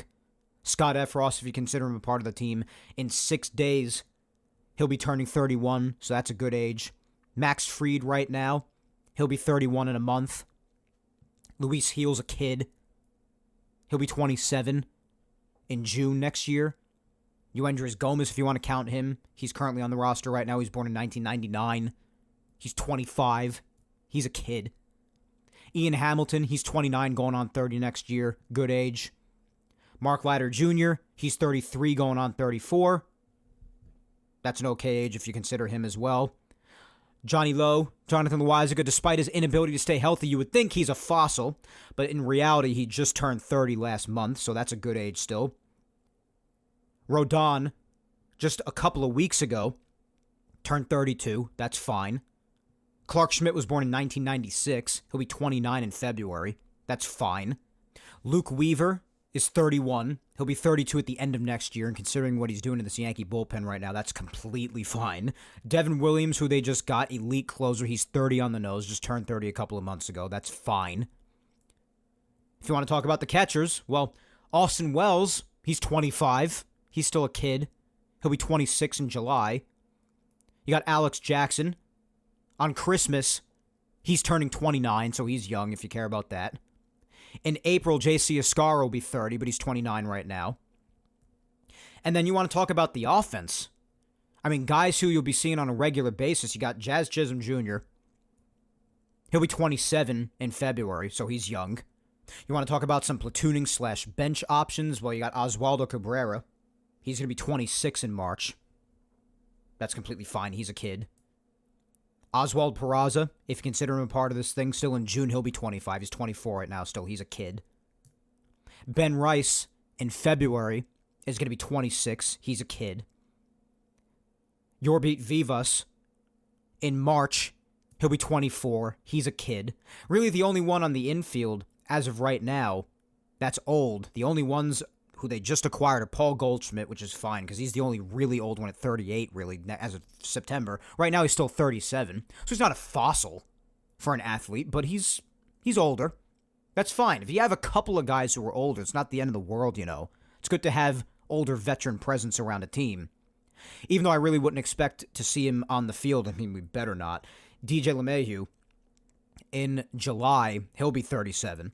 So he's getting up there himself, but don't expect to see him much. A lot of the rest of the team, guys, you're talking about kids. On top of already a lot of the young ages we've already heard that I've read out to you. Anthony Volpe, he's a kid. He'll be 24 in April. He's still just 23. He's a baby. Cody Bellinger's still 29 years old. He'll be 30 in July. That's fine. Jason Dominguez is an infant. In February, he's turning 22. He's still 20-1 years old. Aaron Judge is 32. He'll be 33 in April. That's fine. Especially considering, despite his playoff performance, what he still did last regular season. Trent Grisham, if you want to talk about backup options. Trent Grisham, he just turned 28. So he's still young. If you want to talk about Everson Pereira, who we saw a little bit of, in April, he'll be 24. He's a baby. And you have Giancarlo Stanton, who last month turned 35. Not the end of the world, right on that threshold. And turns into God in the playoffs. So, all that factored together, I mean, other than Cole, who's getting up there a little bit, going to be 35 at the very end of next season, and Giancarlo being 35, and Goldschmidt now being 37, guys, this is not an old team. I don't know what anybody's talking about. And even if they do have a couple older guys on the team, that's a good thing to have. Another thing that John Boy mentioned that I think is important to consider, the Dodgers just won the World Series as good as they are. Still are. And they were the second oldest team in Major League Baseball. I actually didn't know that before John Boy said that, so I want to give him his credit for that. But second oldest team. So they have plenty of veterans on their team, older. They won the World Series. Age is a factor to consider, oftentimes an important one, but it's not everything. Especially when you're just misconstruing facts and just putting out blatant falsehoods to the public just because you don't like that the Yankees brought in Paul Goldschmidt. And you don't have to like it, but use valid reasons for not liking it. Don't lie. This is not an old team. They might be headed towards there, especially in a couple of years, which is why I mentioned this window closing that I do within the next 2 to 3 years. That's valid. But as of right now, presently, end of 2024, heading into 2025, this is not an old Yankees team. So I definitely wanted to call out that falsehood for what it is, a falsehood, and agree with John Boy and many other Yankee fans addressing that subject, just because a lot of fans out there are not happy that Goldschmidt is here. So that's my overall mindset on Paul Goldschmidt. I think overall this past week, I love the Bellinger trade, like I said. I love the trade with the Reds. I think that's great, especially when it comes to Cruz's potential. And as much as I enjoyed Trevi at times, and I definitely don't wish badly on the guy. I don't wish badly on really any player. Trevi didn't do anything bad to me or anybody else, so it's just a matter of being happy with the Yankees' return, and I am happy with that. So that was another very good under-the-radar trade, as I've said. And Paul Goldschmidt, I gave away my mentality for that, too. Definitely better options out there. Very whatever. It is what it is. We'll see what happens.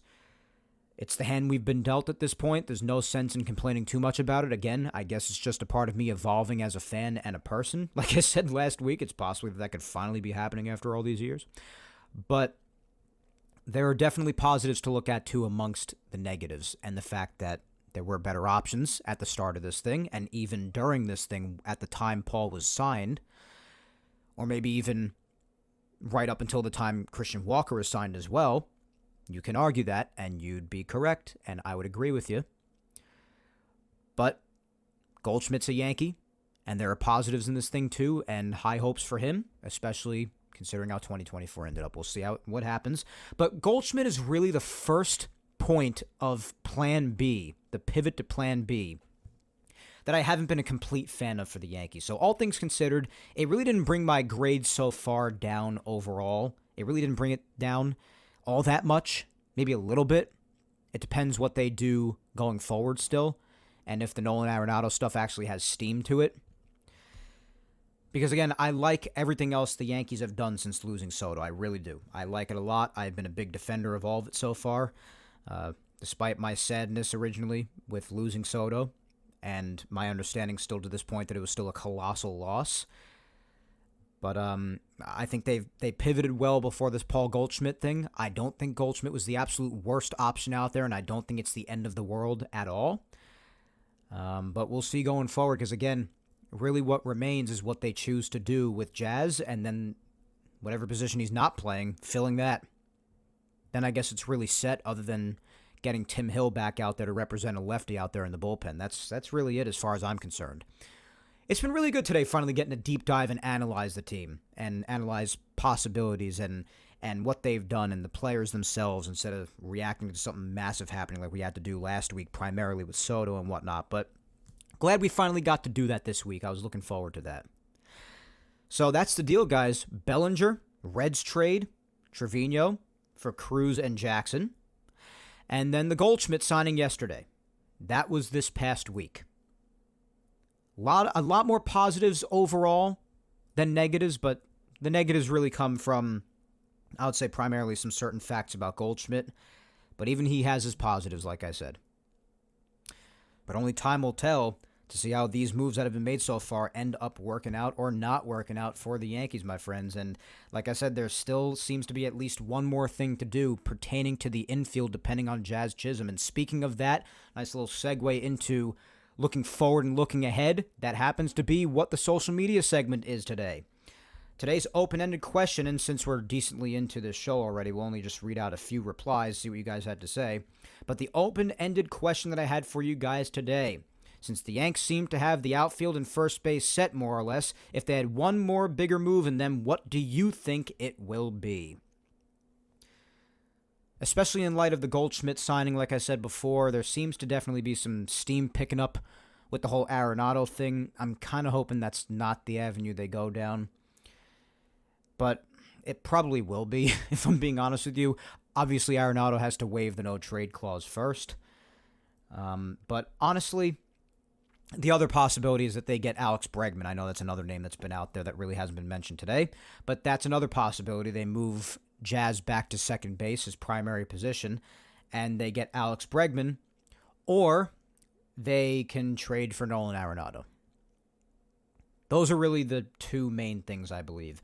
I do think that despite the potential that Jazz showed at third base, and he showed he has a good arm, I don't think it was a bad thing. I mean, he definitely had growing pains, don't get me wrong, definitely. But that's to be expected. It was the first time he ever played third base at the professional level. I would personally move him back to second base. That's what I would personally do. And then it's tough, because Bregman is the objectively better choice as far as what he offers you overall right now, because Nolan is aging. And despite the money that Bregman was asking for at one point, and him being on the wrong side of 30 for that, not to mention the obvious history between him and the Yankees and the Yankee fans and everything, and all that ugly history that many people may not be willing to look past, although many people say that, and then the player starts doing good, and then they just magically forget about all of it. But that's another story for another day as far as fan behavior. Otherwise, Bregman is asking for a lot of money, but he would objectively be a better and younger option.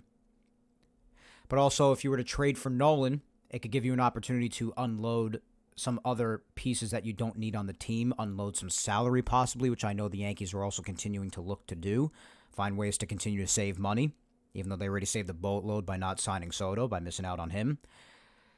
And also, it's still Nolan Arenado. If he could unlock any sort of past offense from him, then that could be great. His defense is going to be stellar, you know that, so that's good. So, there are things to consider here. I mean, if you're talking about who would purely be better, and the Yankees definitely still have money to spend if they were willing to go that high for Juan Soto, there's still definitely money to be spent if you want to talk about matching what Soto would have gotten overall. Because if they had gotten Soto for that money, then one could definitely say they wouldn't have done half of what they have done now in the reality where they don't have Soto. So now that they didn't, they saved all that money, and they showed that was how far they were willing to climb. They still do have some money to spend, and as far as who's objectively going to be better, it's probably going to be Alex Bregman. But Nolan Arenado, a trade could provide the benefits I just said before, with hoping to shed some salary, get rid of some pieces of the team that you might deem to be unnecessary if you're the Yankees. And you just hope and pray that despite the aging and the declining that he's shown, that he can be at least half decent offensively to go along with that stellar defense. So either way, I think that's what's going to happen. I think they'll get one of those two for third base. The more likely choice in reality is probably Arenado. But what would objectively be better for them, despite personal feelings and contract and whatnot, Bregman would be better. I would have a tough time having him as a Yankee. I'm just being honest. I would have a tough time. But it wouldn't be the first time that we've had a difficult time seeing a formerly hated player wear the pinstripes. Certainly wouldn't be the first time. Will probably not be the last, it's safe to say. So that's what I think should happen. Probably get Alex Bregman at this point. I mean, you could keep someone like Oswaldo out there at third base, or put Peraza out there, maybe even leave Jazz at third and put one of those guys at second, or give Vivas a shot and then just address it at the deadline if you care about doing that. But I'd rather the Yankees go into this season with as good of a team as they could possibly field right now. That's the mode that we find ourselves in. We'll see what they ultimately go with. I would move Jazz back to second and then probably just try to get Bregman, as much as that would suck. I would have a tough time with it. I would. Personal feelings-wise, I would. I'm just being honest. But Nolan is probably the most likely, especially in light of Goldschmidt coming here. But we'll see what happens, guys. Let's see what some of you guys had to say. Just going to read a few here before wrapping up. First up, we got at Fundamentals NYY saying second base if Jazz is starting at third, and third if Jazz is at second. Well, yeah, that's obvious. At Rebirth Chaos 09, my buddy James says, my dream, Alex Bregman. The reality, trading for Nolan, with a couple of puke emojis. Yeah, no, a lot of people out there do not want Arenado, and I can't completely blame them. I can't.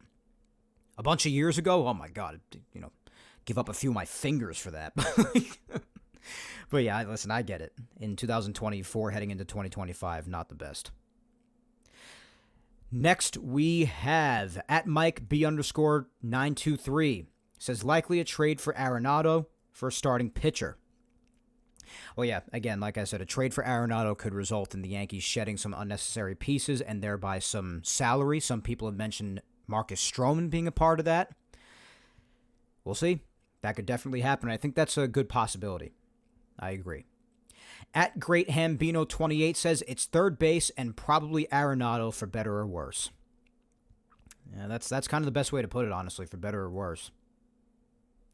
At Peace Now for Life, my friend Rebecca. Rebecca says, I'd love to see a trade for Brandon Lau. Keep Jazz at third. Unfortunately, I'm thinking we're going to end up with Arenado. Happy holidays to you and your family, Mike. Thank you, Rebecca. You as well. And to all of you, too.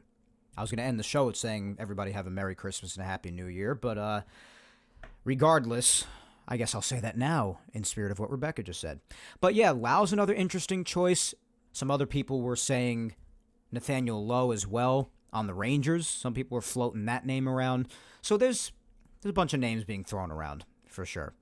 Brandon Lau, I definitely think, would be an awesome fit. And in that case, yeah, you keep Jazz at third.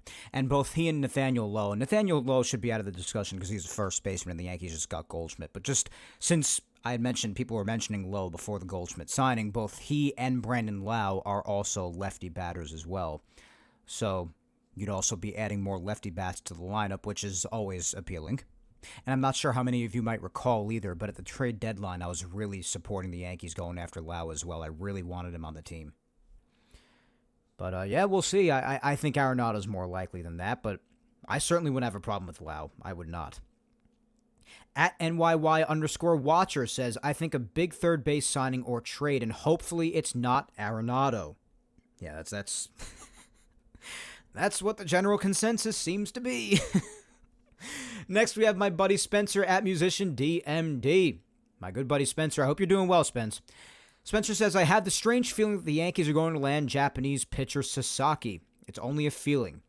Ricky Henderson was in the first class of players when I became a baseball fan. His 100 stolen bases jumped out on the back of his 1980 baseball card when he was acquired by the Yankees. He was a great Yankee, In 85, he was enormous. I was privileged to be in attendance for one of his trademark leadoff home runs versus the Angels in 86. His loss is tremendous. I'm glad you mentioned this, Spencer. Because of everything we have to talk about today, I almost glossed over this. But Rickey Henderson passing away yesterday at age 65. It's been a while since I had my jaw drop that hard for that long. It's been some time. Maybe the 5th inning of the World Series. But other than that, but all seriousness, this is a tremendous loss indeed. I completely agree. I couldn't believe it. I could not believe it. It's just about the last person I expected to hear passing away. So rest in peace, Rickey. Absolute legend. Awesome that you got to see all those amazing moments with him in person, especially Spence, but just in general. And everybody else who got to see that. I unfortunately didn't. Only just being born January 3rd of 97. But anyway, absolute legend. We all know that. Cannot believe he's gone. Rest in peace, Rickey Henderson. Thanks for mentioning that, Spencer. Sasaki's a good mention. He's met with a number of teams, Yankees included. After the Yankees got Bellinger, it was announced that they were going to be meeting with Sasaki as well, and they did do that, so we'll see who he decides on since he's been posted. And we did talk about him and his situation, with him not getting big money at first because he's signing below the usual posting age for Japan and all that. We spoke about that a couple of weeks ago. But it's entirely possible they go after him. It'd be a nice little addition. He's definitely got killer stuff. With the Japanese guys, there's always the injury risk because of the difference in throwing programs and the baseballs and all that, so you have that risk. But otherwise, as far as his stuff in particular, he's got amazing stuff. No doubt about that. So this is an interesting option. Potential addition for the future. And that's a good prediction. We'll see. We'll see how he ultimately chooses after meeting with a number of teams. Again, Yankees included. At RG Cantelmo says Arenado. Yankee farm system is so weak right now they can't afford to give up the picks a Bregman signing would require. Well, yeah, the same sort of discussion with the Christian Walker signing as well. I don't know. The picks thing holding them back from doing what's necessary right now, it kind of annoys me, like I said before. But, yeah, I definitely wouldn't call, and I know we had an interaction with this underneath here on the tweet, but I definitely wouldn't call the Yankees farm system so weak. I wouldn't call them strong, but I wouldn't call them weak either. I kind of view them as sort of like middle of the pack-ish right now. I know they just lost Durbin, but I wouldn't call them weak. I wouldn't say that. They're not strong. It's not great, but it's not horrible either, definitely.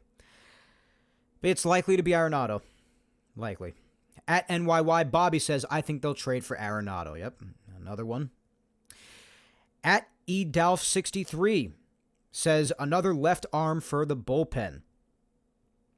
Well, I hope that's Tim Hill. I'm still sticking by that. All right. Since it's getting late early, definitely. Let us jump to our usual final two. First off is my girlfriend at Vic Salimo. And she says, although I haven't been keeping up too much, it seems like the only thing left to address is the infield depending on Jazz. And it sounds to me like Arenado. Yeah, that seems to be it, babe. That does seem to be the case. Let's finish off with my mom, Julia Gina Scudero. She says, well, I have to say I'm glad to see our team making moves to help move our team forward. We're done crying over people not worth crying about. I'm great with our rotation. Glad we got rid of some dead bats. The only thing I still feel we need are more hitters. It's a must. I would also like a backup catcher to replace Trevino. Keep making good moves, Yankees, and no older guys, please. Thanks, Mike.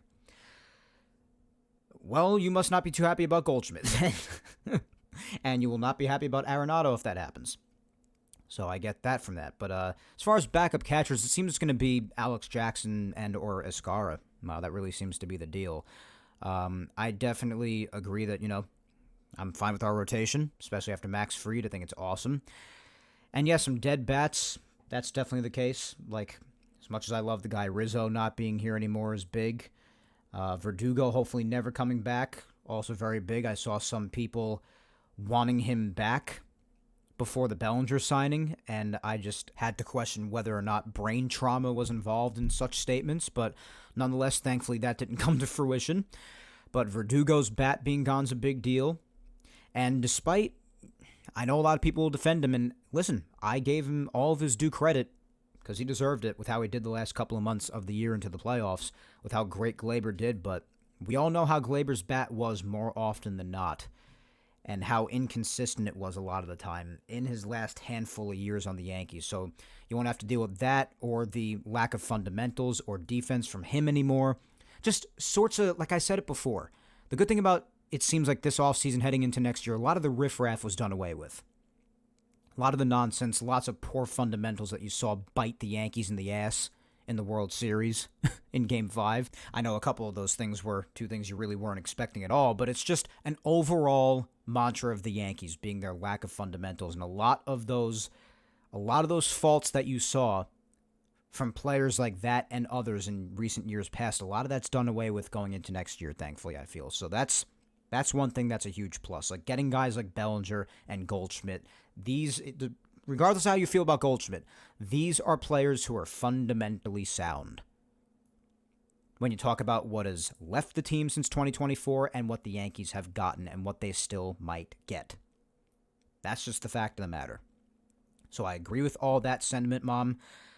Definitely agree that we can't be crying over people not worth crying about anymore. What's done is done. Definitely agree with that mindset.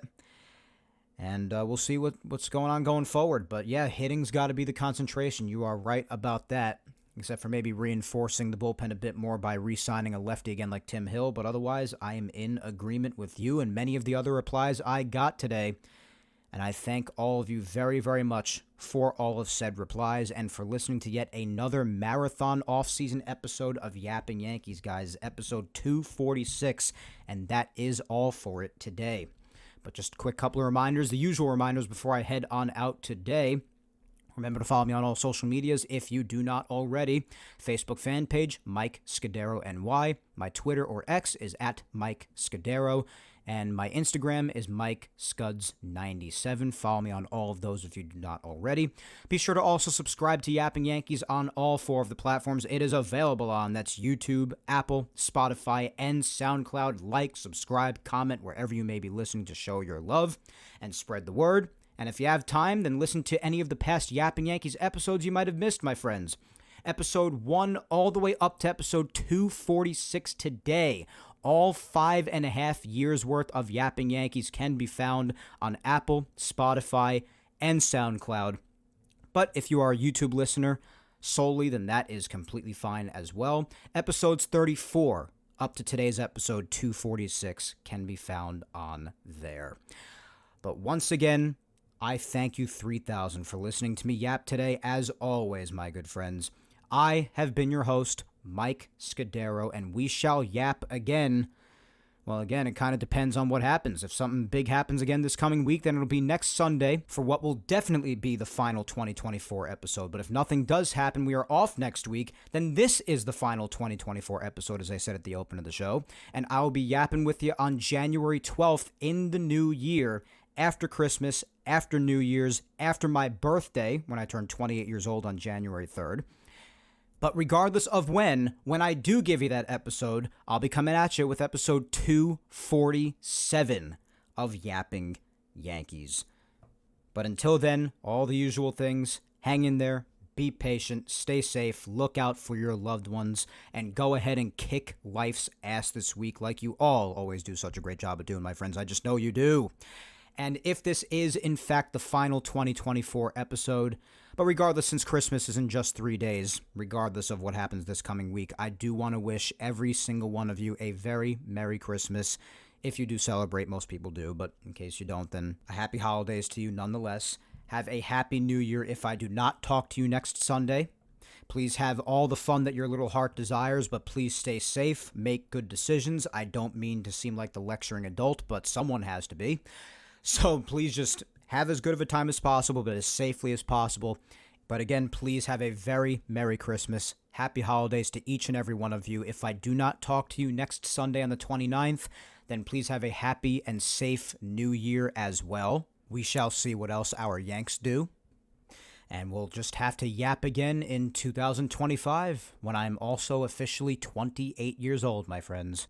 And I also, really quick, guys, cannot thank you enough for what was yet another great calendar year of Yapping Yankees. 2024 was definitely one for the ages. and I cannot wait until the next time we yap again, most likely in the new year, where the possibilities for 2025 are endless. It'll be tough to top 2024 because it's not just a cliche when I say that this was one for the ages. This was truly a wild and unique, but also fun and thrilling year of Yapping Yankees. And I mainly have you to thank for that. Thank you so much for sticking with me for yet another terrific year on the show. And because of this terrific year that we are just finishing up here, and all the years in the past, that leads me to believe even more so that the 2025 yapping cannot come soon enough. But until then, as always, whether or not this is for the last time in 2024, the sentiment is the same. Take care, and let's go Yanks.